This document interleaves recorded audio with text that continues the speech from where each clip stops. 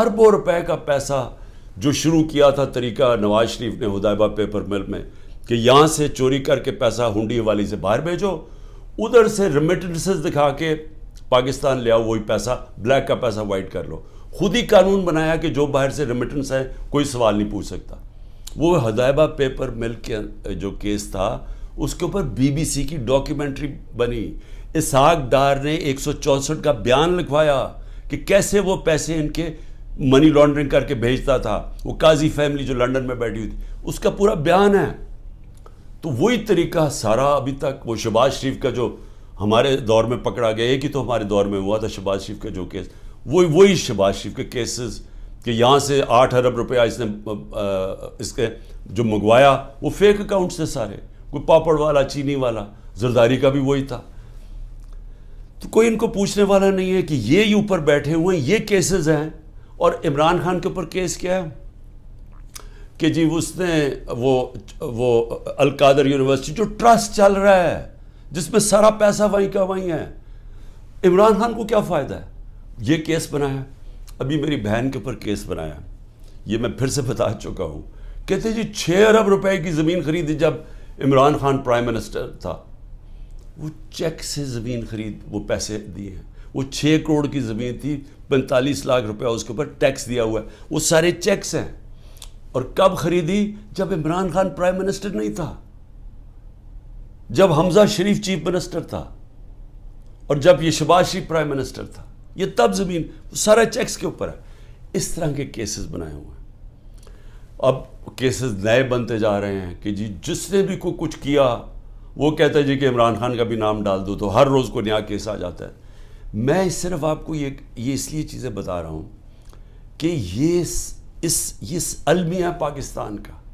کیوں وہ بیچارے جو کشتی میں جن لوگوں سے پوچھیں رشتہ داروں سے جو گریس میں یہ کشتی میں ہمارے کوئی 300 پاکستانی بیچارے ڈوبے ہیں، ان سب نے کیا کہا کہ ہمیں کوئی امید ہی نہیں نظر آ رہی، پاکستان میں ہمارے کوئی چانس ہی نہیں اپنے آپ کو اوپر لے جانے کا.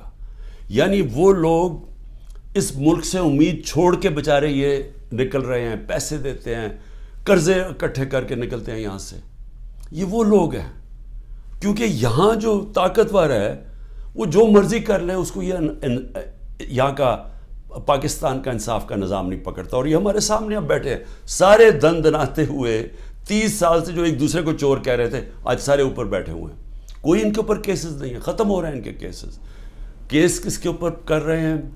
ان لوگوں کے اوپر جن کی پوری کوشش تھی کہ اس ملک میں قانون کی بالادستی لے کے آئیں.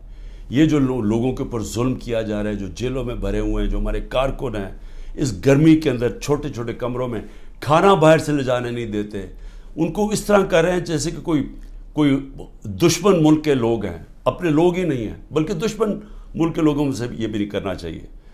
تو یہ سارا کچھ ثابت یہ کرتا ہے پاکستان میں کہ جب تک ہم اس ملک کے اندر اپنا انصاف کا نظام نہیں ٹھیک کرتے، جب تک طاقتور اسی طرح ظلم کرتا رہے گا کمزور پہ، اسی طرح ہمارے غریب لوگ یہاں سے ملک سے کوشش کریں گے یہ کشتیوں میں باہر جانا، کیونکہ یہاں روزگار ملنا نہیں ہے. جب تک ہم انصاف کا نظام نہیں ٹھیک کرتے، یہاں سرمایہ کاری نہیں ہونے لگی، سرمایہ کاری نہیں ہوگی، نوکریاں نہیں ملیں گی، اور نوکریاں جب نہیں ملیں گی تو یہی حالات ہوں گے، غربت بڑھتی جائے گی، بے روزگاری بڑھتی جائے گی جو بڑھ رہی ہے پاکستان میں.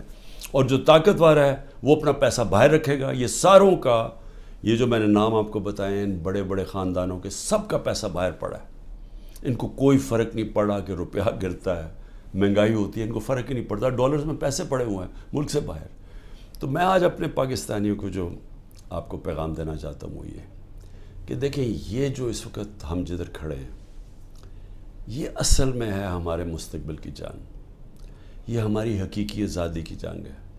میں پھر سے آپ کو بتا دوں کہ حقیقی آزادی انصاف سے آتی ہے، رول آف لاء سے آتی ہے. جب تک ملک پہ انصاف نہیں ہوتا، رول آف لاء نہیں ہوتا، اور اس کا بھی مطلب بتا دوں کہ طاقتور اور کمزور کے لیے ایک قانون جب تک نہیں آتا. برطانیہ کے اندر پرائم منسٹر کو اس لیے نکالا گیا، بورس جانسن کو، کہ جو قانون سب کے لیے بنائے ہوئے تھے اس کے اوپر وہ فالو نہیں کر رہا تھا. اور وہ صرف اس نے ایک گیٹ ٹوگیدر کی تھی، چوری نہیں کی تھی، صرف گیٹ ٹوگیدر کی تھی کہ سوشل ڈسٹنسنگ کی کورونا کے دور میں، اور اس نے اس کے اوپر عمل نہیں کیا. اس کے اوپر پرائم منسٹر نکلا. ہمارا یہاں دیکھ لیں کہ اوپر ابھی ایک ٹیپ، جو آڈیو ٹیپ آئی ہے، اس میں کیا شہباز شریف کہہ رہا ہے کہ مریم کے داماد کے لیے اس کی ہاؤسنگ سوسائٹی ہے، تو گریڈ سٹیشن لازمی ہوتا ہے، جو ہاؤسنگ سوسائٹی بنائے وہی گریڈ سٹیشن بناتا ہے. اور وہ کہہ رہا ہے کہ مریم کہہ رہی ہے کہ وہ سرکاری طور پہ بنے.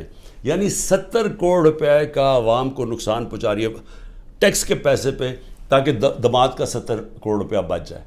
یہ اس کے کانورسیشن میں کہہ رہا ہے، اور وہ اس کا پرنسپل سیکرٹری کہہ رہے ہیں فکر نہ کریں جی، یہ ہم کر دیں گے. یعنی ملک کو 70 کروڑ روپے کا نقصان پہنچائیں گے، اور ان کو یہ جو اوپر خاص کلاس بیٹھی ہے اس کو فائدہ پہنچائیں گے. تو اس لیے یہ جو ہماری تحریک ہے، یہ پاکستانیوں، یہ آپ کے مستقبل کی تحریک ہے، یہ حقیقی آزادی کی تحریک ہے. اس میں آپ نے نہ گھبرانا ہے، نہ دل چھوڑنا ہے. سب سے زیادہ پریشر تو میرے اوپر ہے، کیسز کے اوپر کیسز، جان کو خطرہ علیحدہ، لیکن میں تو کھڑا ہوں، اور آپ سب کو بھی کھڑا ہونا چاہیے گا. آپ سب کو یہ سمجھنا چاہیے کہ یہ اگر ہم اس وقت اپنی جد و جہد سے پیچھے ہٹے تو یہ ہمارے بچے ہمیں کبھی معاف نہیں کریں گے. اس ملک کا مستقبل ختم ہو جائے گا. اس لیے یہ اب ہے جہاد، یہ پولیٹکس نہیں ہے. میں سارے پاکستانیوں کو کہہ رہا ہوں کہ یہ جو اوپر قبضہ گروپ بیٹھا ہوا ہے اور یہ ظلم کر کے لوگوں کو ڈرا کے ہمیں غلام بنا رہا ہے، یہ اس جہاد کے اندر آپ نے کسی صورت پیچھے نہیں ہٹنا. میں پھر سے آپ کو کہتا ہوں، پیچھے ہٹ گئے ملک کا مستقبل کیا. وہ جو بڑی خواب تھی پاکستان، جو ہمارے لیڈر قائد اعظم، جنہوں نے، جو کانسٹیٹیوشنلسٹ تھے، جو کہ قانون کی حکمرانی پہ چلنے والے تھے، جو آزادی کی جب وہ بات کرتے تھے تو وہ کوئی کمپرومائز نہیں کرتے تھے آزادی کے اوپر. خوددار انسان تھے. یہ غلام ہندوستان میں ایک آزاد انسان تھا جس کے ضمیر کی کوئی قیمت نہیں تھی، جس کے مخالف بھی ان کی عزت کرتے تھے. اور علامہ اقبال، جو کئی صدیوں میں ایسا ذہن مسلمان دنیا میں نہیں آیا جو علامہ اقبال کا تھا، جو انہوں نے تصور دیا تھا کہ ہم نے مدینہ کی ریاست کے اصولوں پہ ایک عظیم قوم کھڑی کرنی، اور پھر بتایا کہ کیوں ایک زمانے میں ہم نے دنیا کی امامت کی، اور شکوہ اور جواب شکوہ میں بتایا کہ کیوں ہمارا اب زوال ہے. آج ہم ادھر ہی کھڑے ہیں. ہمیں وہی علامہ اقبال کی جو ان کی شاعری تھی، ہمیں اس کے اوپر ایک ایک شعر کے اندر کہ ہمیں انہوں نے پورا فلسفہ دیا ہوا ہے کہ آزاد قومی کی صرف پرواز ہے، صرف آزاد لوگ ہی اقبال کے شاہین بن سکتے ہیں. غلاموں کا کوئی مستقبل نہیں ہے.